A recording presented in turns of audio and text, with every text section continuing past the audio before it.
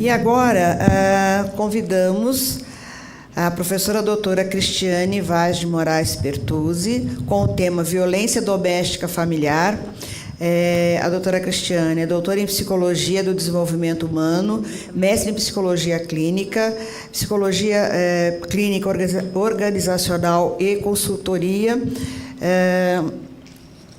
atua como psicoterapeuta, pesquisadora e docente, graduação e pós-graduação em Psicologia, certificação internacional em práticas colaborativas e dialógicas, e é também docente pelo Cefatef. Professora? Bom dia, gente, tudo bom? Eu até coloquei ali o slide, mudei um pouquinho, violência com a mulher, né?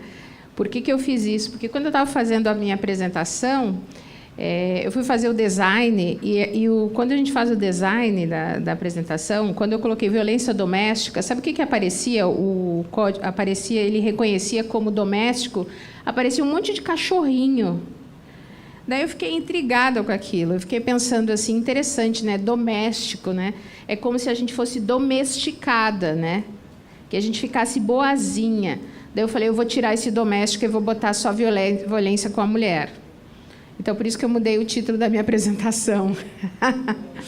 Foi porque eu fiquei pensando o quanto, de uma certa forma, a violência acontece porque, justamente, a gente fica domesticada, né? Que tem a ver com aquela questão estrutural na nossa cultura e na nossa sociedade, de a gente ter que baixar a guarda, né? Porque a gente vai ficando muito subjugada na nossa cultura e na nossa sociedade, né? Bom, muitos de vocês me conhecem, né? Eu tenho alguns alunos aí queridos e conhecidos. Deixa eu entender assim um pouquinho quem é a nossa plateia. Quem de vocês é aluno ou foi aluno do Cefatef? Levanta a mão. Alguns. Quem é da área da saúde? Quem tem vontade de fazer aula, entrar no Cefatef? Levanta a mão. Viu? Todos bem-vindos. 2023, aguardamos vocês lá, tá bom? Com muito prazer. Bom, quem conhece a terapia de família e de casal? Quem já fez algum curso, conhece um pouquinho da terapia sistêmica? Então tá. Quem nunca ouviu falar nada da sistêmica, levanta a mão. Opa, só um pouquinho, só um ou dois, talvez. Quem nunca ouviu falar de sistêmica? Tá. Então, todo mundo já ouviu falar um pouquinho. Então, tá bom. Então, para a nossa dinâmica depois, isso vai nos ajudar. Bom, então, explicando um pouquinho do nosso... Está dando eco. Do título que eu coloquei, Violência com a Mulher. Por que está dando eco? Tudo bem, deixa eu ver. Bom, eu sou psicóloga, né? Terapeuta de família há muitos anos, né? Eu sou do Sul, para quem não me conhece tanto, tá? Mas já moro em São Paulo há muitos anos, então já falo que eu sou um pouco paulista, já não sou tão gaúcha. Tá bom? Bom, a ideia hoje na nossa conversa, eu pensei muito vou falar um pouco da área da terapia de família, claro, mas a ideia é um pouco falar como é que a gente pode trabalhar com a violência, né, com a violência doméstica, mas não só com a violência doméstica, não só com a terapia de família, mas com um tipo de intervenção no nosso contexto como profissionais da área da saúde ou como profissionais em qualquer contexto que a gente estiver atuando. Não sei por que está dando eco, Eugênio. Estou eletrizada, será? Estou dando curto-circuito aqui no microfone, né? Bom, coloquei aqui um pouco também, quando a gente vai fazendo pesquisa, além disso, eu sou também, né, trabalho na academia, sou professora, enfim, comecei meu pós-doc também, recentemente, e eu estou sempre fuçando em artigos, etc., e estava vendo, né, que 25 de novembro é o Dia Mundial pelo Fim da Violência contra a Mulher, né? Então, coloquei um pouco essa data para a gente lembrar, então, que é um mês para a gente poder estar realmente juntos, cada vez mais, buscando realmente como uma rede a combater a violência, não só contra a mulher, contra crianças, jovens, homens, por que não, né? Eu queria também comentar que, recentemente, quanto mais experiente a gente vai ficando, Eu não sei quem de vocês assistiu, né, a abertura da Copa do Mundo, né?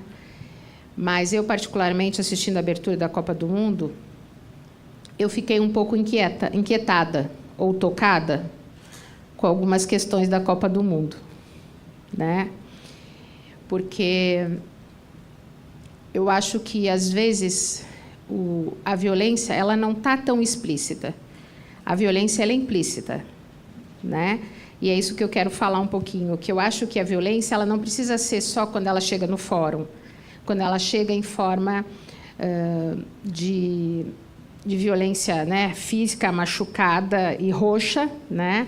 Ou quando está uma coisa muito judiada, né? Quer dizer, realmente aos finalmente de tudo, mas ela é uma violência que ela vai sendo construída e ela vai sendo como na nossa cultura e na nossa sociedade, né? Então, quando a gente assistiu, não sei vocês, mas assisti a abertura, eu estava vendo lá um monte de bailarinos, né? Eu estava vendo a plateia e a gente via a maioria dos só homens, né? Claro que a gente sabe que é a cultura do lugar, a gente, como terapeuta sistêmico, a gente sabe que cada cultura é uma cultura, a gente respeita e a gente entende, mas a gente sabe também que, como cultura e como civilização, a gente foi evoluindo, né? Então, a gente tem hoje uma miscigenação de culturas, a gente tem uma polifonia de vozes cada vez mais, né? E de diversidade, né? Então, quando a gente vê uma Copa do Mundo sendo feita num lugar onde as diversidades e as polifonias não são respeitadas, né, a gente também entende que a gente, às vezes, retrocede algumas coisas, né? E eu, particularmente, fiquei incomodada quando eu vi poucas mulheres sendo representadas naquele corpo. Estava muito bonito, tinha luzes, estava uma coreografia muito bonita, né? Tinha tecnologia, etc. Mas eu achei que teve um pouco de retrocesso ali, né? Então, eu não me senti representada ali. E até eu tenho brincado com alguns lugares que eu tenho falado que eu não era tão, assim, mais jovem, eu não percebia, ou não estava... não percebia, porque eu acho que percebia não era a palavra, mas eu não estava tão atenta o quanto, muitas vezes, desculpa os homens presentes, mas o machismo era estrutural. Mas, hoje, mais experiente, vou fazer 50 anos agora em janeiro, talvez seja isso, meus 50 anos esteja me pesando, né, de uma certa forma, ou me fazendo refletir, melhor dizendo, que ele está presente em muitos contextos, né, que quando mais velho a gente começa a olhar um mundo diferente, a gente começa a observar algumas coisas que não estavam tão sendo observados antes, quando a gente é mais jovem, né? Então, eu, particularmente, não sei quem de vocês, mas eu achei que a gente foi pouco representada nessa Copa do Mundo, né? Tudo bem que a gente sabe que o futebol foi criado, né, originalmente mais para os homens, originalmente é um esporte mais masculino, é uma estrutura bem masculina, mas a gente também sabe que já evoluiu e ainda tem uma estrutura muito mais, hoje em dia, feminina. Prova disso no próprio Brasil, a gente tem a Marta, nos Estados Unidos a gente tem o futebol com uma cara bastante feminina também, né? Então, eu quero dizer, e trazendo nessa minha reflexão, porque o olhar sistêmico é um pouco isso. A gente tem que perceber que as microviolências, os comportamentos violentos ou os comportamentos, eles são criados e gerados em microsituações. As narrativas, elas são criadas e devem ser percebidas por nós em todos os contextos, em todos os cenários.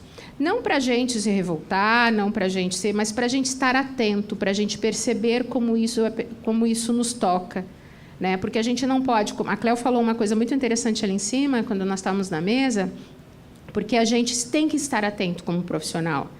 A gente tem que perguntar, a gente tem que sentir cheiro das coisas, né? Os nossos 5 sentidos têm que estar sempre atentos. Então, por isso que eu falei da Copa do Mundo, né? Porque a gente está ali assistindo, a gente não pode ser mero espectador de nada. A gente tem que estar ouvindo, sentindo o cheiro, a gente tem que sentir na pele, né? Ali, quando a juíza falou, né? A menina me mandou uma carta. Eu também fiquei embargada e senti emoção. Então, quando eu sinto a emoção, né? que é essa sensação sinestésica, né, que é a amígdala que sente, cérebro reptiliano. Adorei tu falando disso, porque eu trabalho com TEPT, eu trabalho com MDR, eu trabalho com reprocessamento, tá? Eu faço cura de cérebro, eu trabalho com brain spotting. Depois nós vamos conversar depois, tá? A Cleo falou, né, que eu posso te encaminhar paciente, perfeito. Eu trabalho há mais de 10 anos, eu sou formada em MDR e brain spotting, que é técnicas que curam cérebro, eu trabalho muito com violência. Então, assim, isso aqui é um paralelo, gente, tá? Porque eu trabalho com traumas e com violência e trato cérebros traumatizados há muitos anos. Então, assim, ouvindo tu falar, né, eu digo, pô, estamos falando a mesma língua, né? Os alunos aí que me conhecem sabem, né, que até em aula eu ensino o cérebro a se acalmar, né? Técnica do abraço à borboleta, né? Tem uma técnica que a gente usamos muito na pandemia. Depois, se der, eu ensino aqui todo mundo a acalmar o cérebro, né? Que é uma técnica mundialmente, né, usada, não sei se já ouviu falar, que é do abraço borboleta, que a gente trabalha com os 2 hemisférios, a gente ensina a criança, né, em situação de violência. É uma técnica que chama abraço borboleta, criada por um terapeuta espanhol, e a gente ensina para quando a criança está numa situação de violência, ela poder fazer a técnica, a gente mesmo pode usar em qualquer situação, para quando ela está diante de uma situação violenta, ela não pode sair, mas ela pode se regular e fazer, e acalma e ajuda o cérebro a não captar aquela situação violenta, né? Para justamente a amígdala não super se desenvolver e aquela situação poder ser digerida pelo cérebro, né? Então, por isso que eu estou falando, o nosso cérebro capta tudo, né? E geralmente para o mal. Por quê? Para o cérebro ficar em estado de proteção. O cérebro só trabalha no negativo, né? Então, por isso que a gente, como terapeuta... isso é cérebro biológico, tá, gente? Essa é a notícia ruim que eu estou dando, confirmada aqui pela nossa doutora médica de plantão aqui, a psiquiatra. Então, mas nós também, né, da psicologia que estudamos sobre cérebro também, a gente sabe, e eu falo, a gente tem que trabalhar muito com psicoeducação com os nossos clientes, como terapeutas também. E por isso que quando a gente está nesse plantão, até nas horas vagas, assistindo a abertura da Copa do Mundo, a gente tem que estar sensível às coisas que acontecem, né? O que está acontecendo no nosso bairro? O que está acontecendo no nosso departamento? O que está acontecendo na nossa sala de espera? Tá? Já fiz uma introdução muito grande. Vamos lá, que senão eu também falo bastante, né, Cleo? A gente gosta de falar. Vamos lá. Agora, deixa eu ver aqui se eu... É do lado? Agora foi. Bom, tudo isso já é minha introdução. Nosso olhar sistêmico, né? Todo mundo sabe o que é um olhar sistêmico? Um olhar sistêmico é um olhar ampliado, tá? É um olhar para além dos contextos, não é só a família. A gente tem que olhar no nosso bairro, na escola, na nossa cultura, no nosso Brasil. O Brasil está dentro de uma cultura latino-américa que tem algumas características, que são a característica emocional. Se nós estamos na América do Sul, se nós estivéssemos na América do Norte, nós teríamos outras características. Mas nós também estamos aqui, né, para o lado de cá do planeta. Se nós estivéssemos na Europa, nós teríamos outras influências, mas nós também temos um pouco de influência europeia. Se nós estivéssemos na Ásia, nós teríamos outras influências. Tá? Apesar que hoje em dia, com a globalização, nós temos também toda uma influência do planeta como um todo. Tá? A própria Covid veio nos mostrar isso, né? A influência que nós temos de tudo que está acontecendo no mundo. Tá? Então, isso é um olhar sistêmico. Tá? É um olhar integrado. Então, o que acontece numa família não é só o que acontece na família, é o que acontece em todos os micros e macrosistemas, no suprassistema. E também para as gerações todas daquela própria família. Tá? Então, eu coloquei esse mapinha aqui, brincando um pouco, que essa semana eu estava inspirada pelo livro de poesia de uma colega terapeuta de família. Então, eu coloquei um pouquinho esse caminho para brincar um pouco poeticamente com o que eu estava tentando me inspirar para essa fala de hoje, que é de onde eu vejo a violência, né?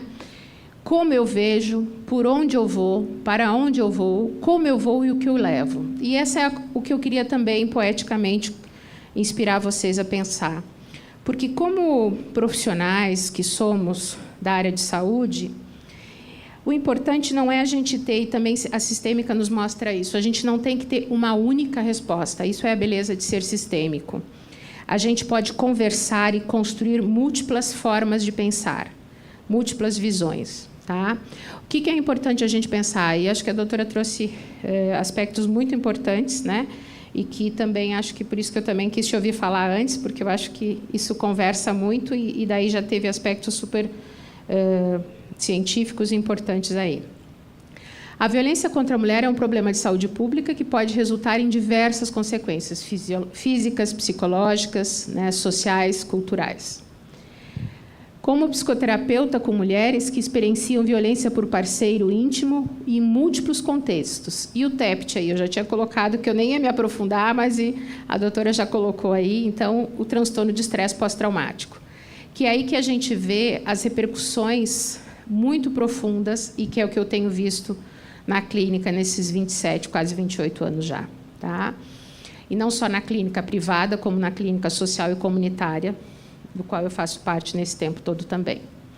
E a gente tem que atentar que as particularidades de cada caso e o significado que a mulher tem, ela é única e faz parte da experiência. Por isso que eu sempre convido todos nós a olhar e a ouvir a experiência de cada um. Por mais que a gente estude técnicas e a gente estude vários tipos de metodologias, a escuta ela tem que ser daquela pessoa. Tá? Então, o que eu levo, como eu vejo, por onde eu vou, ela tem que ser uma escuta realmente atenta e de uma narrativa específica, mas também sistêmica. Porque, por mais que uma mulher conte algo dela, eu tenho que entender em que contexto ela está, de que família ela está falando, de que história ela está dizendo. Né? Outro dia, foi essa semana, eu estava falando com algumas colegas e depois, em um outro momento, dando supervisão para alguns alunos, e a gente estava comentando e eu perguntando, mas isso é comum na cidade dessa pessoa, dessa paciente?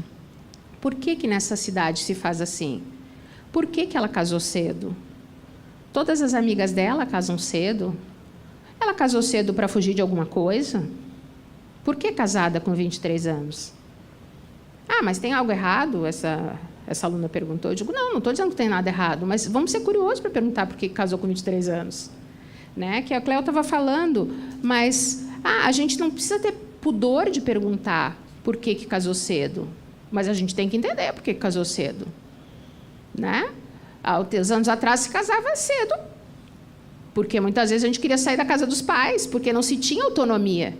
Eu falo, família é para produzir indivíduos individuados, né? Que eu comento sempre, né, Marcelo e Elsa? Mas antigamente não se podia ser indivíduo individuado cedo. Hoje se pode.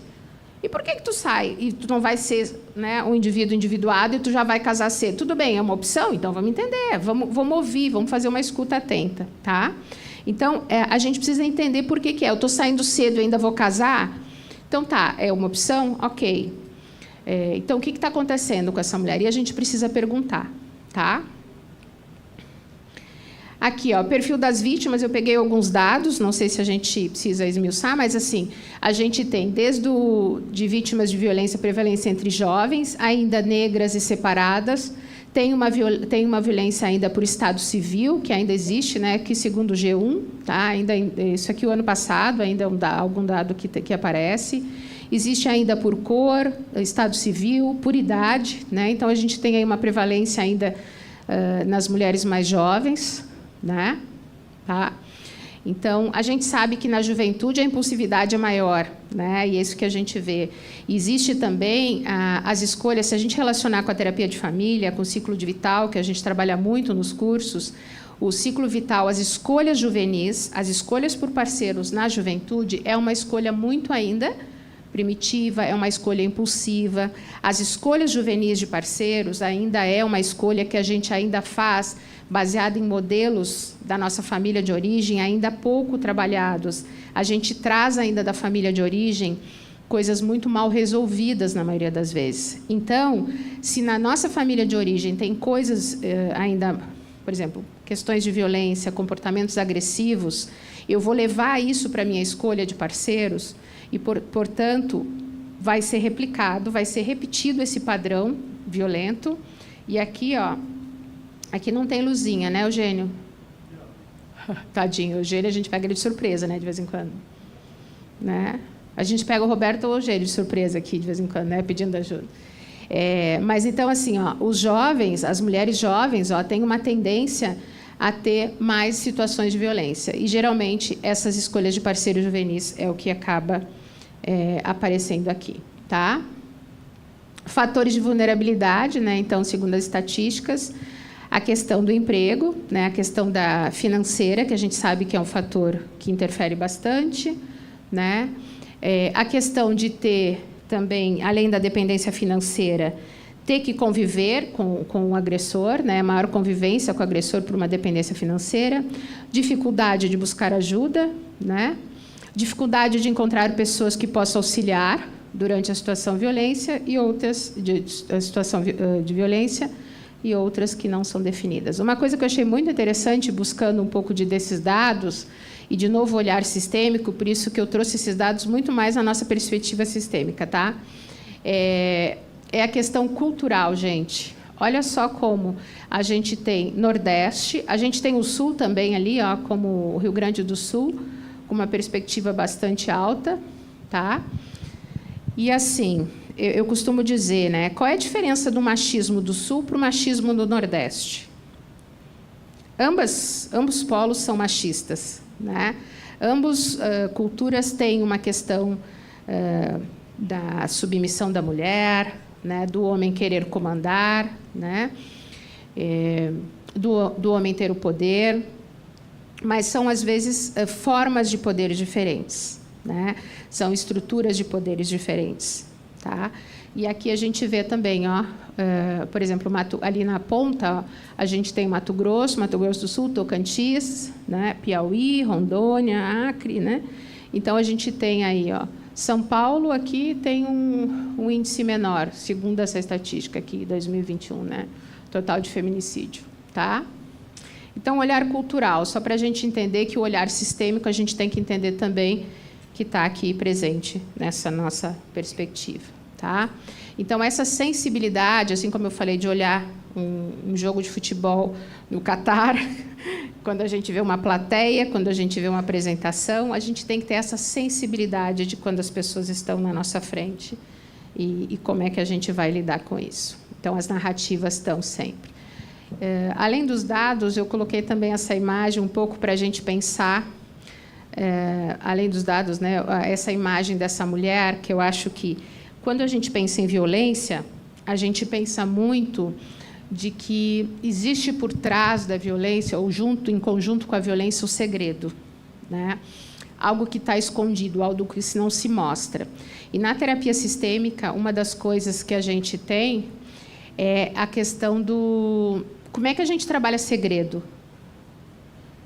Como é que a gente busca revelar um segredo? Primeiro que segredo a gente não busca revelar de repente. A gente precisa ter estratégias. E estratégias são perguntas, a gente vai buscando aos poucos, a gente vai recursando essas famílias e essas pessoas, trabalhando as potências, às vezes, buscando redes de apoio, a gente vai trabalhando aos poucos os medos que estão latentes, né, os medos periféricos, até a gente poder chegar naquilo que é mais profundo. Né? Quando a gente trabalha com trauma, tem uma abordagem que a gente trabalha, que é uma Dolores Mosqueira, que é uma terapeuta espanhola também, que ela fala, como se fosse descascar uma cebola, não tem as capas da cebola, tu não vai direto no meio, né? Tu vai tirando aquelas capas da cebola, para te não ir direto no trauma. Né? Então, a gente tem que pensar que, quando a gente lida com todos esses dados, quando a gente vai entendendo a história da violência, da mulher, da família, da criança, do adolescente e do trauma em si, principalmente quando a gente vai trabalhar com a amígdala, com o cérebro reptiliano traumatizado, a gente tem que fazer essa abordagem mais progressiva. Tá? Deixa eu passar aqui um pouco as minhas imagens, e essas imagens falam por si. Ó, aqui a atenção da mulher, a violência não ela é física, moral, psicológica, patrimonial, sexual. Eu tenho vários casos, né, gente? Se eu fosse contar para vocês todos, né? A história das leis, né? A Lei Maria da Penha, em 2006, a Lei Maria, a Carolina Dickmann, vocês lembram da história que ela foi hackeada, né? E a Lei do Feminicídio, e agora, recentemente, a Lei Joana Maranhão, que altera os prazos de prescrição de violência contra abusos sexuais e contra crianças e adolescentes. Aqui a história da Lei da Maria da Penha.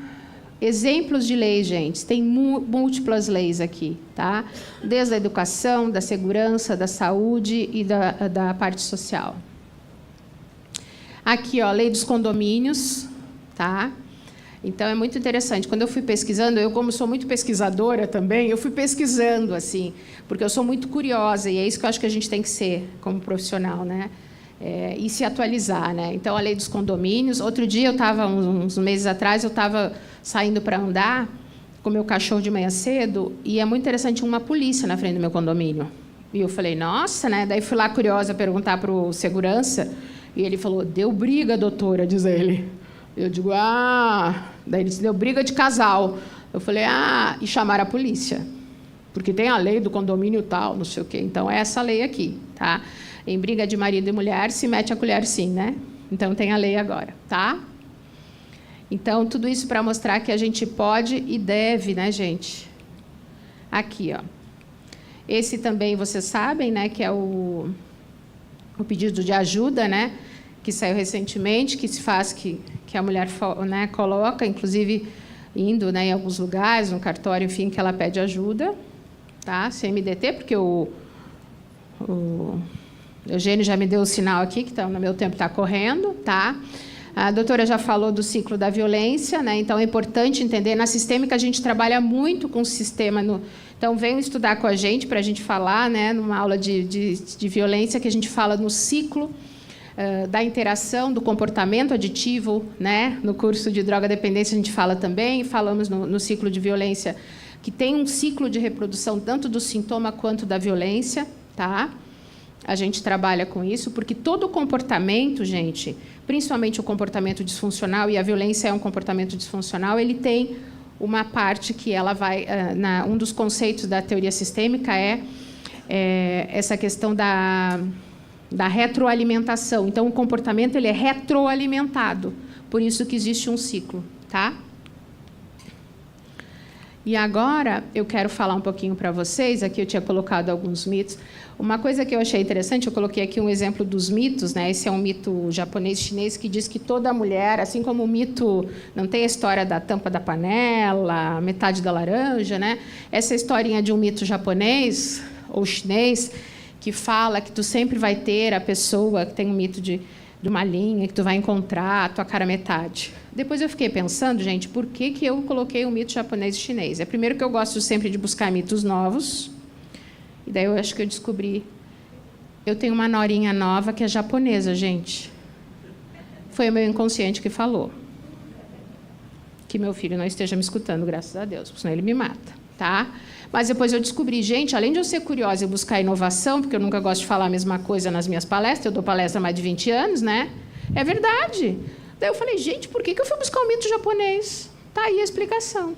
Eu tenho uma nora japonesa linda, tá?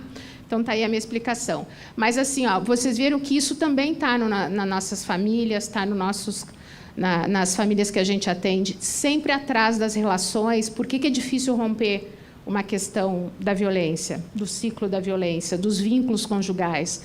Porque, às vezes, as pessoas têm as questões mitológicas nas famílias. Eu não posso me separar dele, porque ele é a pessoa, não sei o quê. A minha família falou que ele é muito bom para mim. Porque eu tenho quase que uma ligação. Está vendo? Aí que não dá para ver nessa... Mas tem um fio vermelho ligado. Tá? Então, existe toda uma questão mítica atrás das relações que não se rompe no ciclo da violência também e nas escolhas conjugais. Tá?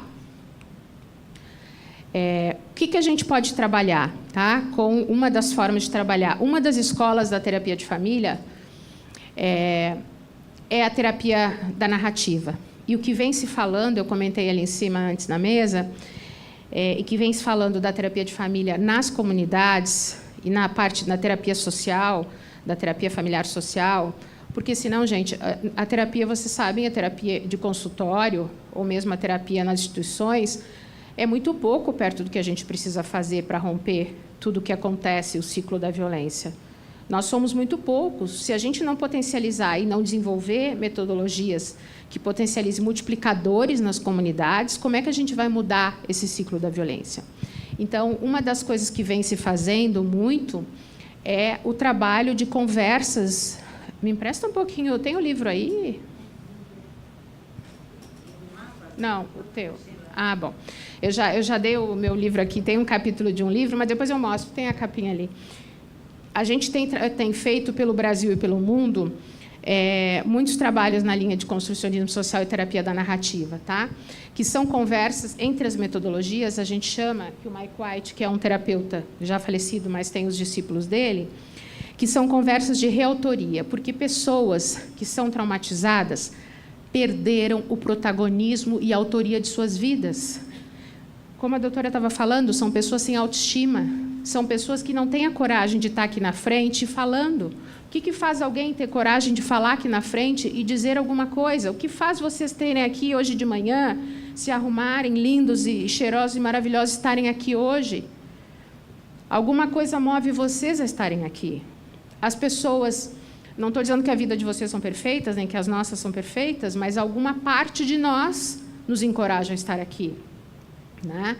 E muitas das pessoas que estão muito sofridas e sei lá, mais de 60% ou 70%, 80% sofridas e estão nesse ciclo de violência, elas não têm autoria e protagonismo. Então, a terapia da narrativa nos ensina que, como terapeutas, a gente pode desenvolver conversas de reautoria, tá?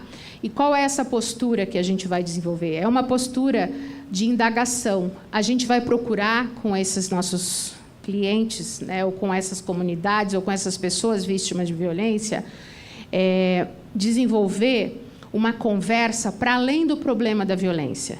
A gente vai buscar histórias mais além, momentos extraordinários. Então, assim, a pessoa conta só, ela chega contando a história do problema. E a gente vai buscar histórias que a gente fala assim, histórias extraordinárias, exceções. A pessoa chega com uma história do problema e a gente vai tentar buscar quando é que isso não ocorre, tá? Daqui a pouco eu dou um exemplo. E a gente fala assim, como é que a gente faz isso? A gente pega e começa a perguntar, por exemplo, a pessoa diz assim, porque essa semana toda o meu marido só brigou comigo, ele foi muito agressivo. Mas teve uma hora que eu consegui levar o meu filho na escola. O que te fez levar o teu filho na escola? Porque é muito importante ele estudar. Quando eu consegui levantar para levar meu filho na escola. O que fez tu ter forças para levar o teu filho na escola hoje?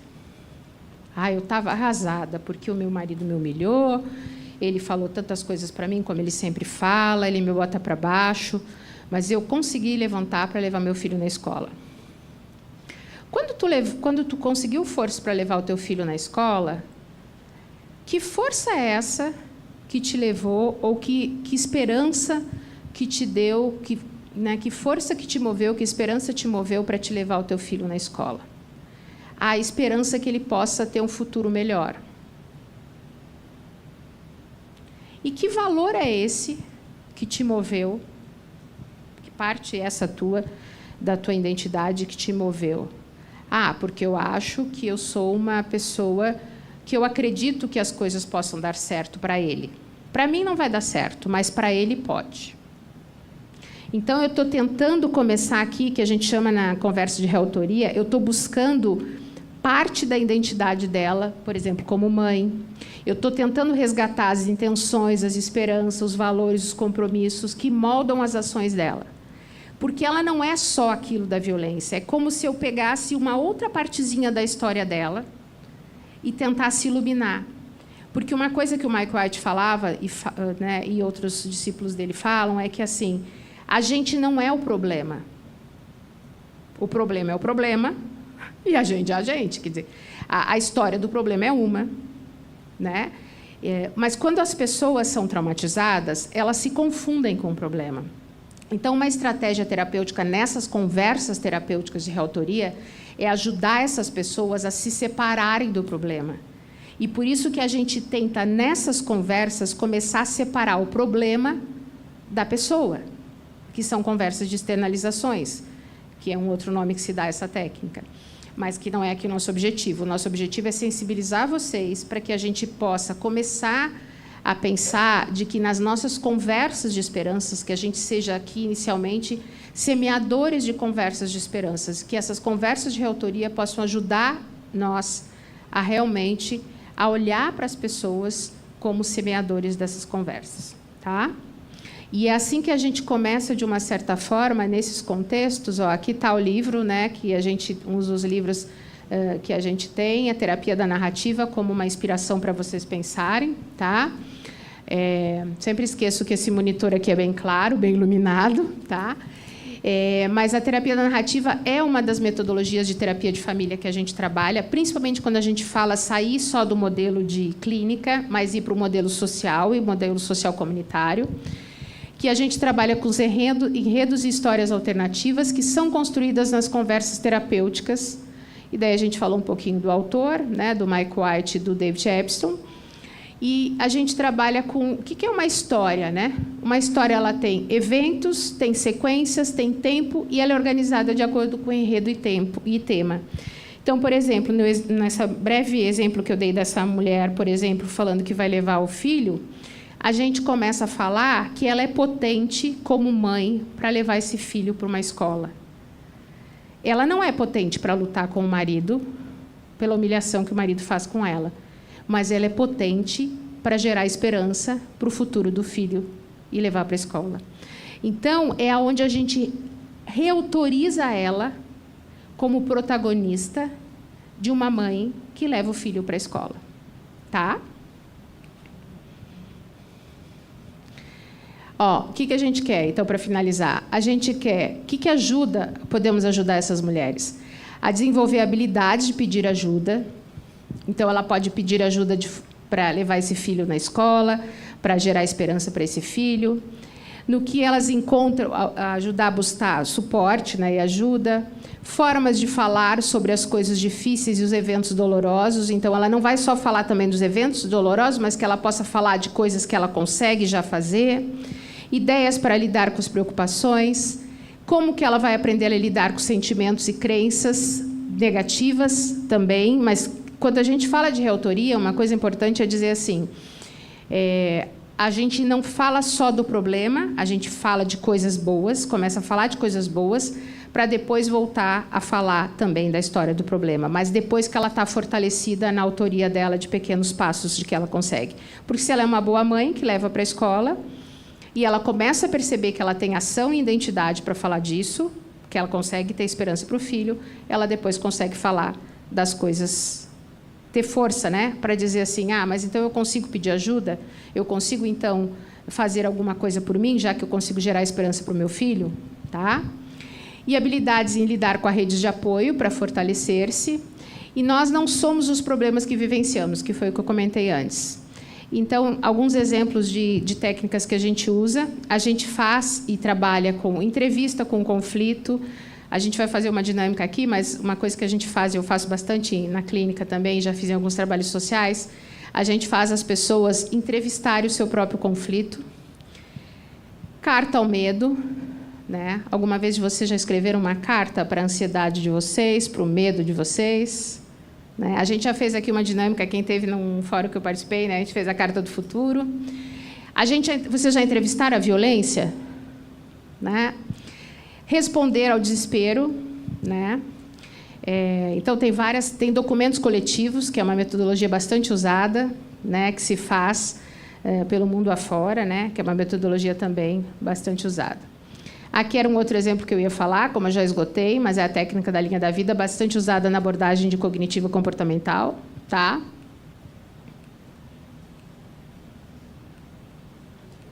E agora eu vou pular essas aqui, porque esse aqui também era só um complemento, caso... Né? E eu queria terminar com uma frase da Cora Coralina.